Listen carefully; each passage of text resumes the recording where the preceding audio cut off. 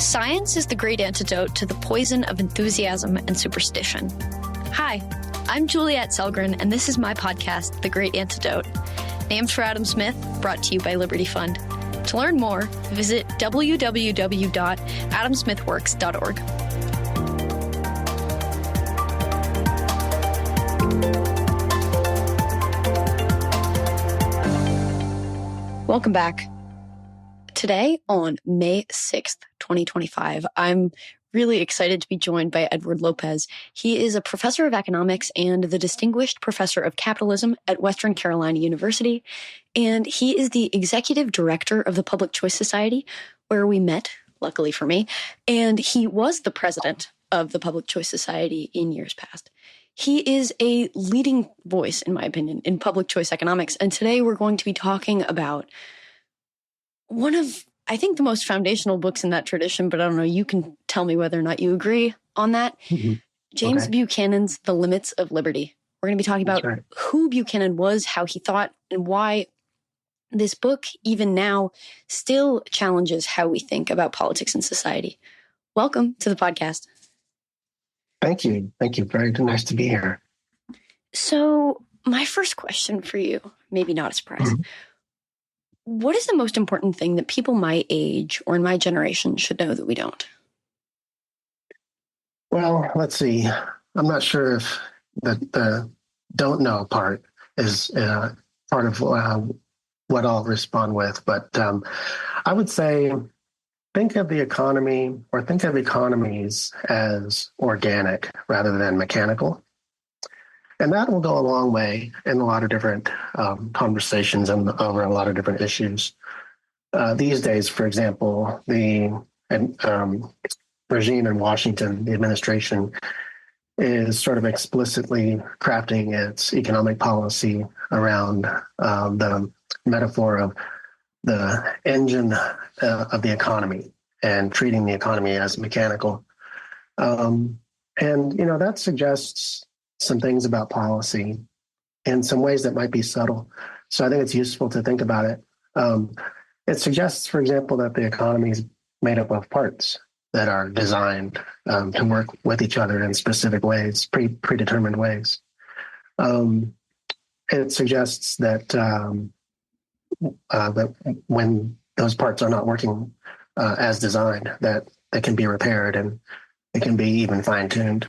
So there's a long legacy of this type of thinking that's led to a lot of bad economic policy. So I would say treat in your thinking the economy more as an ecosystem or an organic entity rather than something that's mechanical. I love that. I mean, and then the way you elaborated reminded me of that Hayek quote. It's on the wall of the Mercatus office at GMU, and it's so great. It's something along the lines of the curious task of economics or the economist or something like that is to show men how little they know about the things they think they can design. That's right. And, you know, he's a major spontaneous order thinker. And it's in that same line of thinking that he refers to the idea of planning out the economy. Oh, it can't be done that way because it helps to think of it as organic in order to appreciate Hayek's direction there. Yeah, well, it's kind of a weird thought because either you think you can play with the economy and treat it as an engine because you're entering at a certain point, and then from there on out, you can design it and fiddle with it. Or maybe worse, you think that we've designed it from the beginning. And there's no way. Like, cavemen didn't sit down and say, well, the first thing we're going to do is figure out how to design a market. No, it just happened. And so, I don't know. I think at any point where you kind of enter into what is going on in, quote, markets or a market right now, there are so many examples of how you could not anticipate and do not know what is going on. We're trying to characterize it. We're not trying to... We're trying to characterize it in part to show that you really can't create something like this on purpose. It's part of human nature. So that's great. Well, much of the justification for the policies that come from the mechanical view of the economy. They take their form kind of a history of thought idea here. The intellectual foundation for government intervention, both at the micro regulation level and at the macro stabilization levels, originates with neoclassical economics of the late 19th and or first half of the 20th century. And, that came along well after even sophisticated economic exchange and activity came along. So, and in a way that sets up our discussion of Buchanan, because much of his career was spent treating that neoclassical edifice as his foil for carving out his contribution.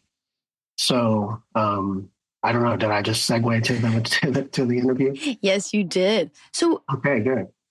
Tell us a little bit as we get started. I mean, we've talked about Buchanan on the podcast before, but just to kind of catch us up, and also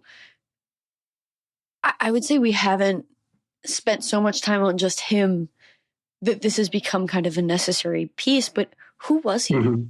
Who were his influences, and what is he doing here?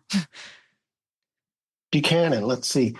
Well, I think that if you want to look at Buchanan, one way to do it is look at his body of work, which instantly you are sort of impressed with how prolific of a writer he was.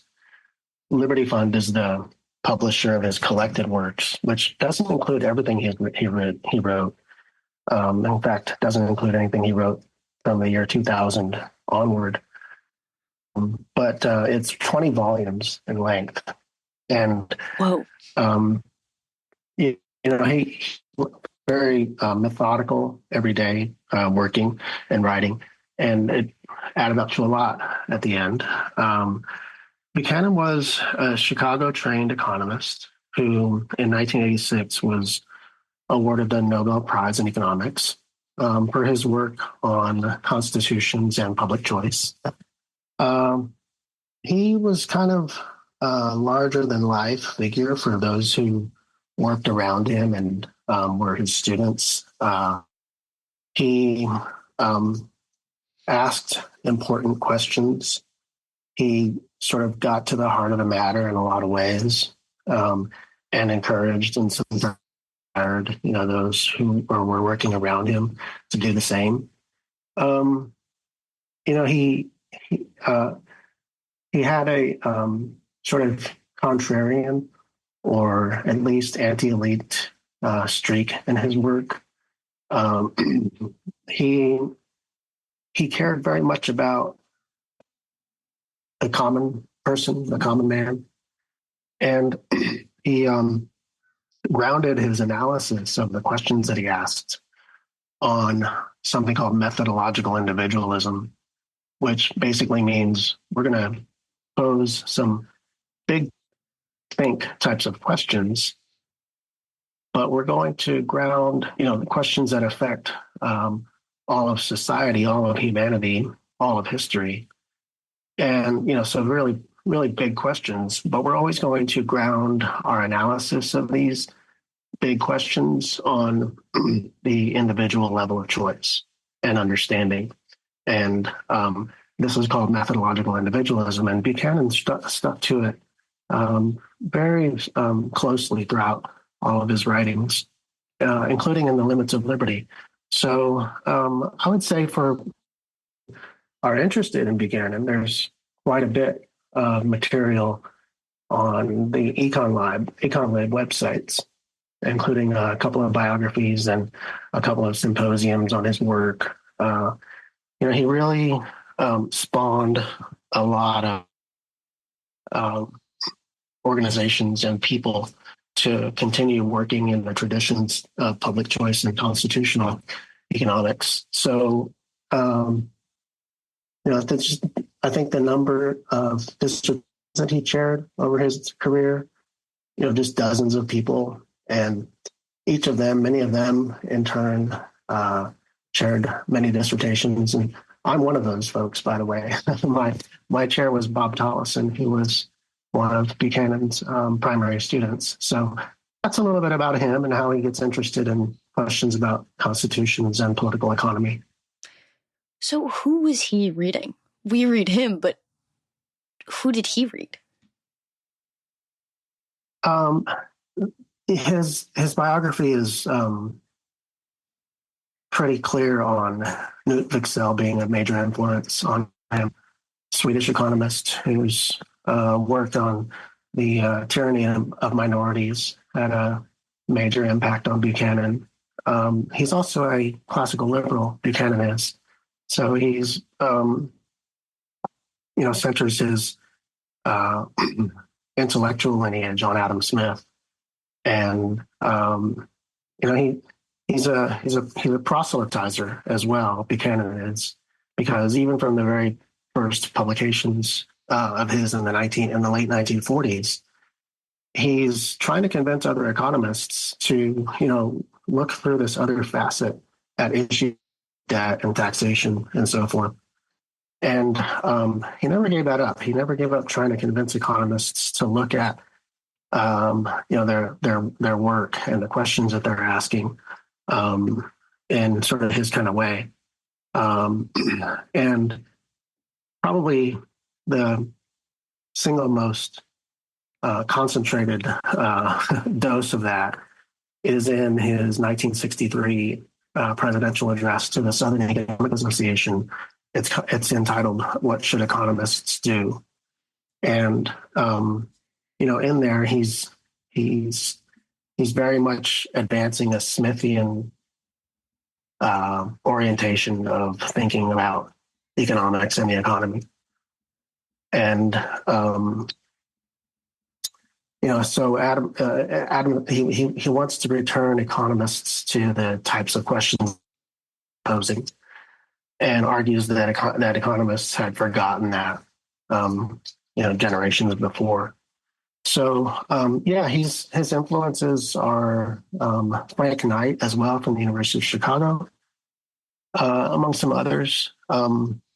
He's an economist who, as you get familiar with him and his work, you're at some point just really struck by how deeply and widely Buchanan is read and is able to come up with important questions, partly as a result of that.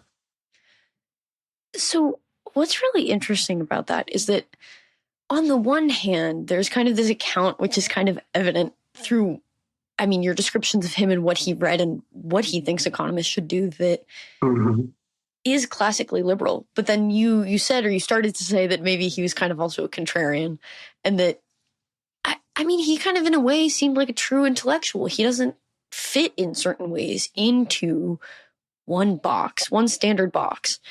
And the things that kind of come to mind are the fact that at least once he was like, yeah, an 100% inheritance tax. That would be great. Or his fascination with the Rawlsian veil of ignorance.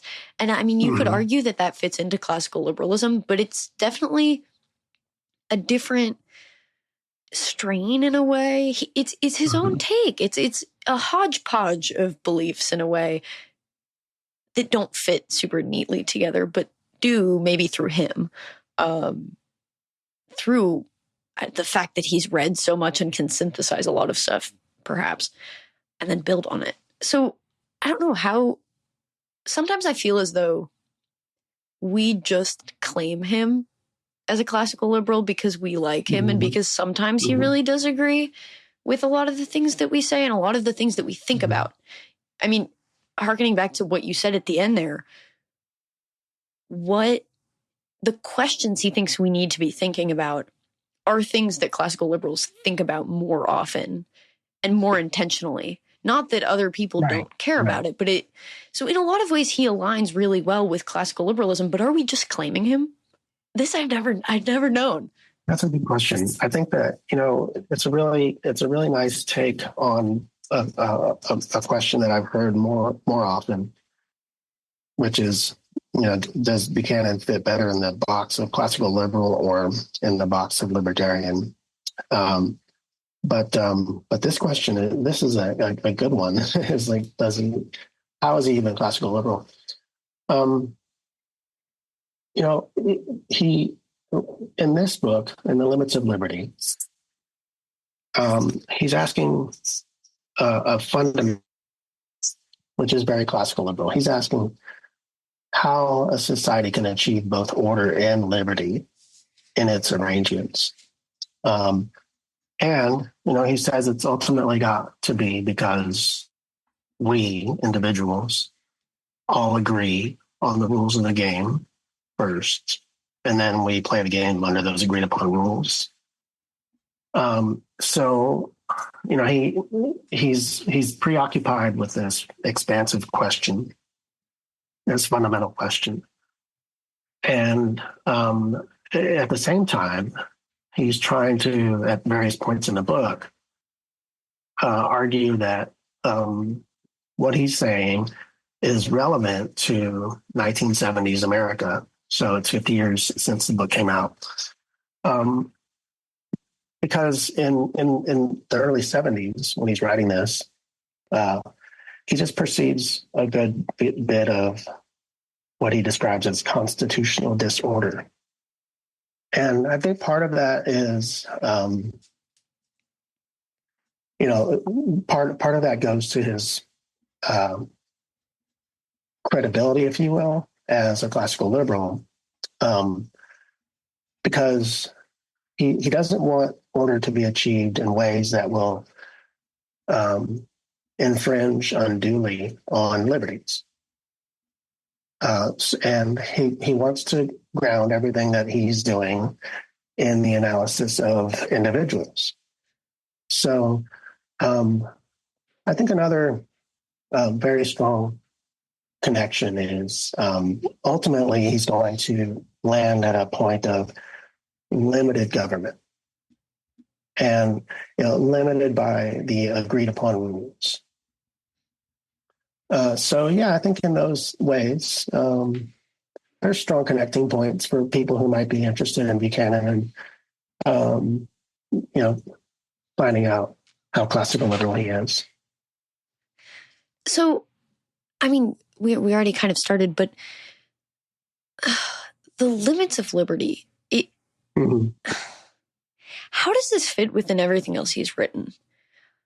And kind of where does it situate itself, right? So you kind of explained a little bit of like what he's thinking about, but what did he have to think about before to even get to that question? And why are those the two things he's chosen to, I guess, figure out the trade-off between, if we want to talk about it in terms of economics, to weigh these two things that societies do think about? Why not liberty and happiness? Why not order and cleanliness? Yeah. So one of the things that you can find on the EconVibe website is a review of Buchanan's 1962 book. The reviewer is Pierre Lemieux.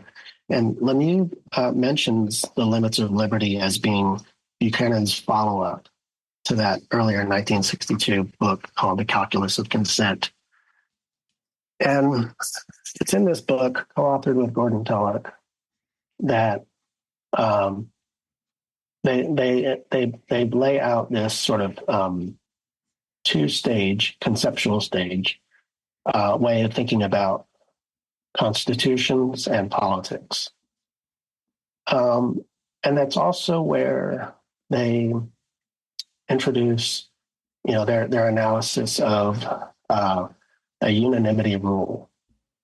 So, and they ultimately use the unanimity rule as a way to assign a higher priority to certain decisions in collective action compared to others.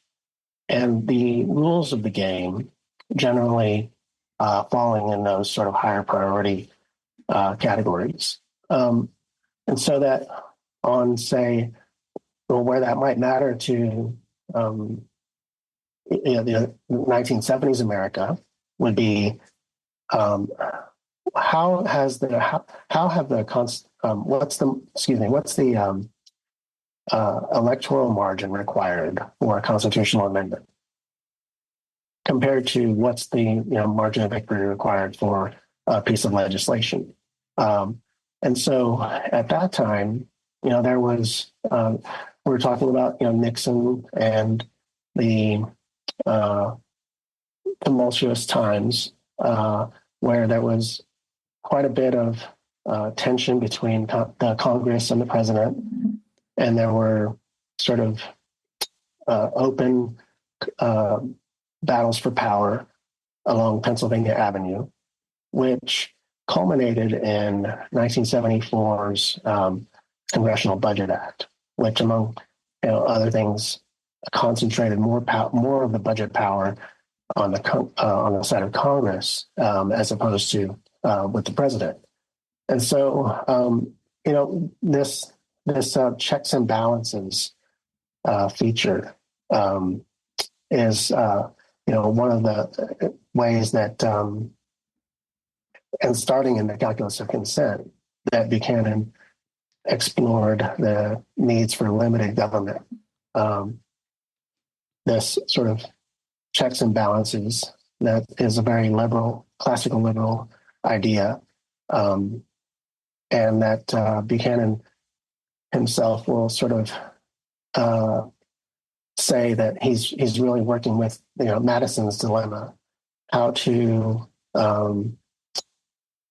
achieve a government that's powerful enough to protect individuals' rights, but not powerful enough to become an infringer upon those rights. So Buchanan would say he's really tackling that basic fundamental question. It starts with the co-authored book in 1962, Calculus of Consent, and then in The Limits of Liberty, I think is where he's putting many of the pieces together and sort of giving it taking a second lap around the track to get his thoughts together right on it. Is there any significance to the fact that he did it without Tulloch? There probably is. They're still they reached a point where they maybe drifted in their relationship, their professional relationship, but and some of that had to do with the way that they each of them respectively looked back at the calculus of consent, and with a critical eye of, well, how could we have done things better or differently? And Tulloch's counterpart is to write a book called The Social Dilemma, where he really explores some of the things that he maybe felt were not adequately done in the 1962 book. And Buchanan comes to The Limits of Liberty. So I think that they did something that is historic and groundbreaking, and has created a legacy of scholarship. But there's lots of things that I don't know about that story of their collaborations. But there was definitely a point at which they went effectively kind of their separate ways. Yeah. Mm-hmm. I just thought it was interesting because the calculus of consent, it's like such a big deal, especially in public choice. And right. I don't know. I mean, like, obviously, like they're a pretty powerful duo, but I guess they do diverge. And it's just kind of interesting to think about because usually, at least upon introduction to public choice, you think it kind of stops there, but it keeps going because I guess they keep thinking. You can't stop a thinker from thinking. So what's interesting about this, especially as we've kind of built up this idea of Buchanan as an intellectual, as someone who really has like a direction in that he thinks economics should go, an end that he thinks economics is like kind of made for, and what he thinks economists need to be focusing on, and the fact that he's been doing that basically his whole career, but also that he's kind of well placed to actually, even though he thinks liberty is important, say that there are limits, in a way that I don't know if other economists would be. It's not to say they can't, but he stands in a unique position to write a book like this. So what are the limits of liberty in his estimation? Are there any? What are they? Yeah. I mean, that is the title of the book, so it should be made clear. So, one way to go about it is to sort of look at the early part of the book and how he gets things started, and then sort of connect it to the later part of the book where he talks about what reform steps are possible and how can we best anticipate how they would work out, given his framework. So it's at the outset of the book, Buchanan lays out his sort of conceptual sequence for how people come out of a state of nature.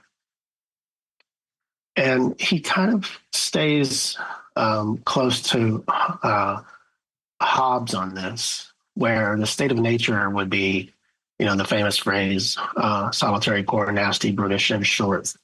And Buchanan says, how would people come out of that? He says property rights have maybe been overestimated in this conceptual process to the neglect of contract. And here's what he says. He says,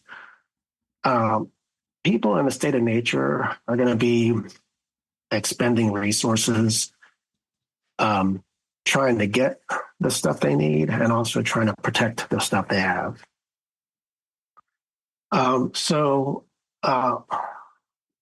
Because there's no rules against things like theft, fraud, there's no recourse in a state of nature for any of that.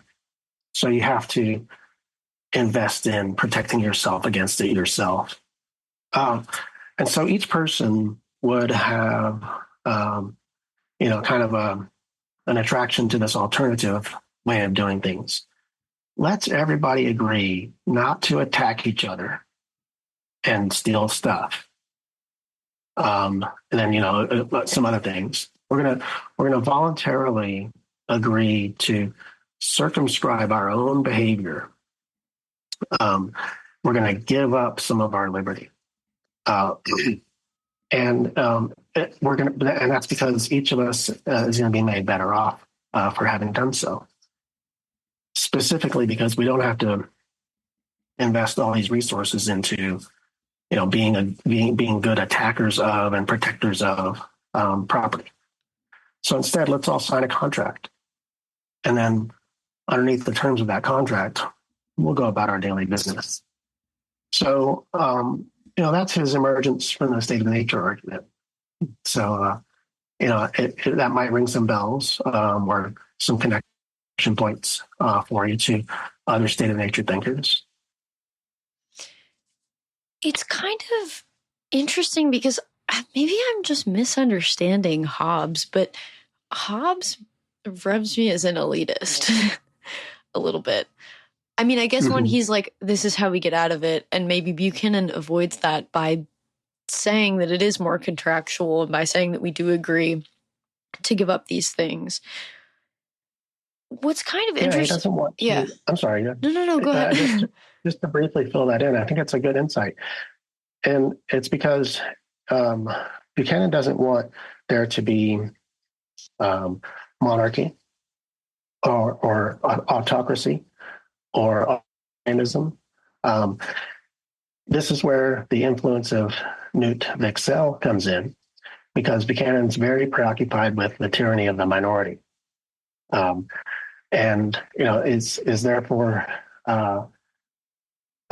using Hobbes and his version of a state of nature as a reference point, but sort of stopping there and saying, we don't want the Hobbesian solution. We would like a constitutional republic solution. So how best could that, get worked out?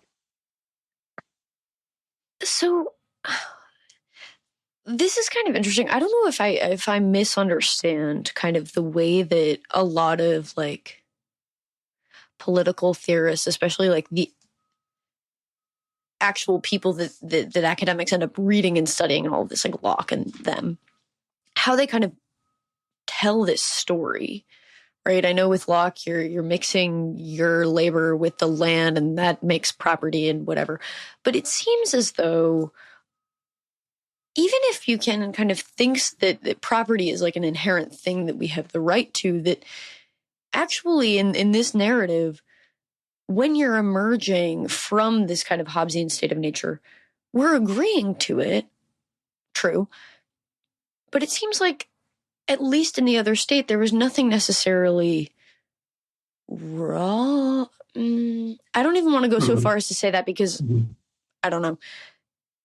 But it almost seems as though it is more, and I guess this is really what's the crux of the whole thing, and what's complicated is that you're giving up liberty for liberty. Like, there are certain freedoms you have to forego in order to actually have not only prosperity, not only order, but actually to have more options. And that's kind of like a weird thing. And I don't know if that's like the right interpretation of what's going on, but it seems to differ a bit from the typical account. Yeah. And this is where the sort of two-stage framework helps, I think.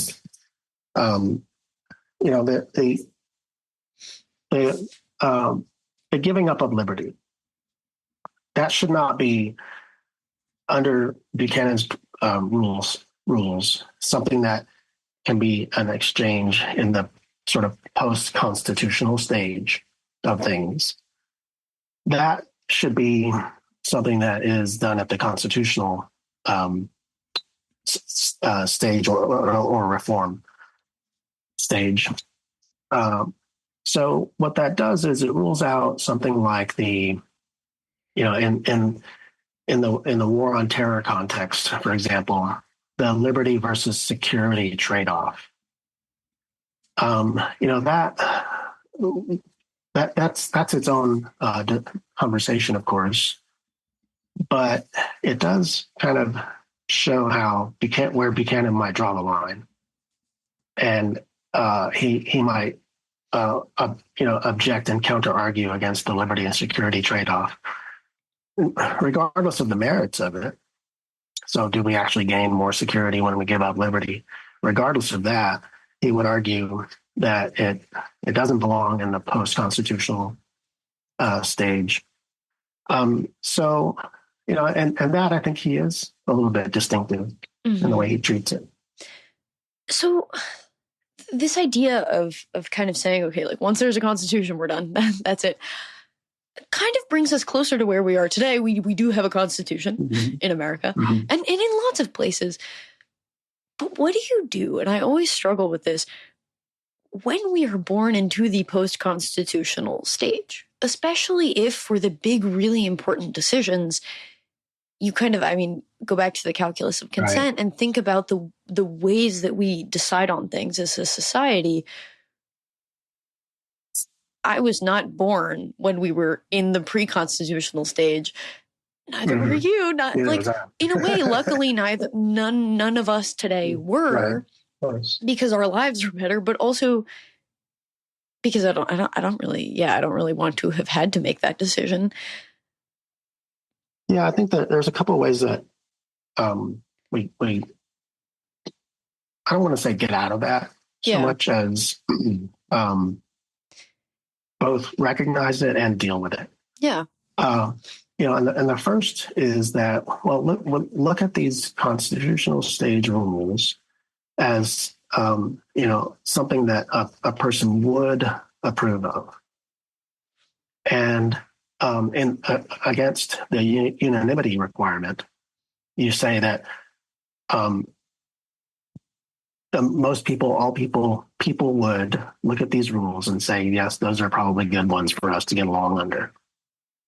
And the other thing that is very, very important for Buchanan and for understanding where he's coming from on this question is that the importance of the status quo. And he always says we start from where we are, we start from here. And so what that means is that the specific context of time and place where a constitutional reform might be considered and undertaken, that by definition will be, that decision by definition will be, the product of people who were born at the time when it was happening, because they're the ones doing it. So, that status quo element is very important for, it's one of those things that sticks with his work almost throughout his career. I'm trying to think of what we can learn from this. So something that's really inspiring to me about Buchanan that's just super striking, and you mentioned it in a way that's not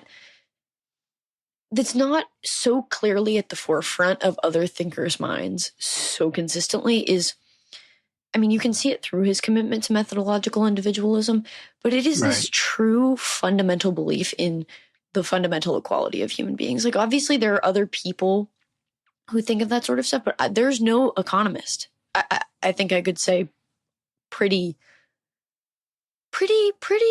confidently, that exhibits this sort of intentionality towards this principle.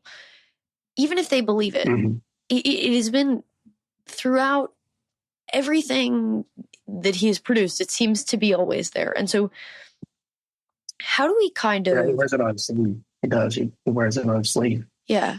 He's seriously...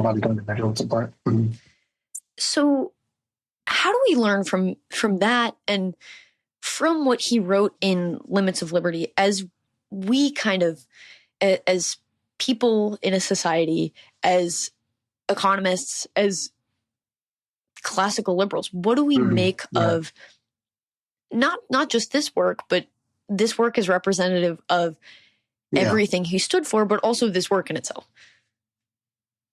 I'm drawn to a passage now with your question that I've shared a couple of times recently after talking with people at a conference or whatnot. I'll come back to this passage and I'll say, you should read this. And it harnesses the everything you just said about his constant priority on the individual. But it does so here in a way that reinforces the responsibility side of the coin, not just the liberty side. And it also is in the context of reforming, right? So if you look around at, the United States in 2025, and, there's an argument whether there is a constitutional crisis happening in our current. And, there's a president who responds in an interview that he's not sure if it's his responsibility to uphold the Constitution. There's a lot of clamoring and outcry whenever utterances like these come out of Donald Trump. But ultimately, and this is where Buchanan would sort of sit up in his chair and remind people of, we're a society of self-governed, at least in the fundamental characteristics of our political institutions. We are a self-governed people. And in fact, you often will hear the Trump administration invoking, what the people voted him in to do as part of the justification for the steps that they're taking. Um, so, what do we make of this?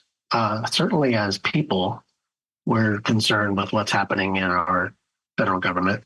Um, and that's true if you agree wholeheartedly with the Trump administration or disagree wholeheartedly. Um, Certainly for classical liberals, uh, this is not how we would draw up a president or a presidency. you know, Starting with tariffs and you name it. Hashtag Grover Going Cleveland down is the my list. president. Yeah, I've got a few. I've got some favorites myself, and probably Cleveland is among them. Um, but that's not.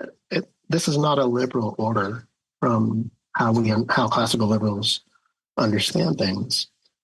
So, what do we make of it? I want to suggest that Buchanan gets us to think about uh, Donald Trump as a symptom more so than as a disease. Buchanan's clear about us having constitutional um, disorder, and he's also gives us the tools to think about how that really is a reflection of what's happening at the individual level. And so the passage, let me just take a minute, not a minute, a second to read it. Yeah. This is from late in the book. He says, when we speak of controlling Leviathan, we should be referring to controlling self-government, not some instrument manipulated by the decisions of others than ourselves. Widespread acknowledgement of this simple truth might work wonders. If men should cease and desist from their talk about and their search for evil men and commence instead to look at the institutions manned by ordinary people, wide avenues for genuine social reform might appear. And so ultimately, he and this is a constant in his work too, he wants to desperately avoid being a counsel of despair. And this is his reaction, or this is his response to it. If we can change the mindset, it's just like changing our mindset about the economy from mechanical to organic. Yeah. If we can change our mindset about what's happening and say, first of all, there's some self-accountability here. And, secondly, our leader is more, symptom than disease. And thirdly, looking at it this way actually opens up some avenue for meaningful, I think he means constitutional stage types of reforms. Because then there's stuff you can do about it, There's stuff you can do about it, yeah. That's so optimistic for once. That's great. Isn't it? Yeah. Yeah. I'm thoroughly impressed with his consistency. I mean, again, it just, at all levels, this commitment is just so present. Mm-hmm. Right. And I don't know, it's inspiring, but also it really, he embodies in a lot of ways what we say we want to be like as classical liberals, that we are optimistic. And he's sitting here offering ways to think that are actively solving even the problem before we know what the problem is. It's great. Well, thank you so much for, introducing us to this and kind of. I hope that was helpful. Yeah. Good. I have one last question for you, because we ended on such a nice note here that I'm feeling pretty good and ready to take on the world. Mm-hmm. But what is one thing that you believed at one time in your life that you later changed your position on, and why? Well, there's so many ways I would love to answer this. I would love to answer it 10 times, but, and give you 10 different interesting answers. Maybe I'm a Bayesian in that sense because I keep updating, but I'll give you one that Buchanan actually and I spent a good bit of time talking about. I was a grad student in the mid-90s before he retired, and he got interested in my dissertation topic, which was on congressional term limits. And, for lots of the reasons we talked about it already, you can see why he might be interested in that. It's a constitutional stage reform. And he also was really interested in the efficacy of it. So term limits supporters were out there, touting it as a solution for all kinds of political ailments, including fiscal policy. If we turn them over more, they won't spend as much. There'll be more like a citizen legislature. All kinds of benefits would come from it. There'd be more diversity and representation and stuff like that. Now, I think I came to the topic kind of that mindset. Wow, this is a pretty cool way of structuring the incentives of elected officials. But the more and more I dug into it, and actually the more I talked to Buchanan about it on the few occasions when we did, the more I began to realize, well, none of that stuff looks like it would actually happen or it would work out that way in practice. And in fact, when you look at the state legislatures, when you have about half of them enacting or tightening term limits of their respective legislatures back in the 90s, interestingly, it was those states that did enact state legislative term limits that had a larger increases of spending, of state level spending. So put term limits in, actually spending goes up. And, my read on that is that you change the time horizon for being in elected office in such a way that, it gives elected officials the incentive to spend now, as opposed to sort of hang out and wait until they develop some political capital and then influence spending later. So yeah, I would say term limits. That's the one I changed my mind on.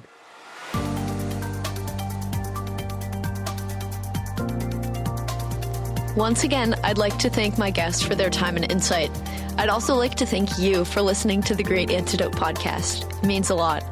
The Great Antidote is sound engineered by Rich Goyette. If you have any questions, any guests, or topic recommendations, please feel free to reach out to me at greatantidote@libertyfund.org. Thank you.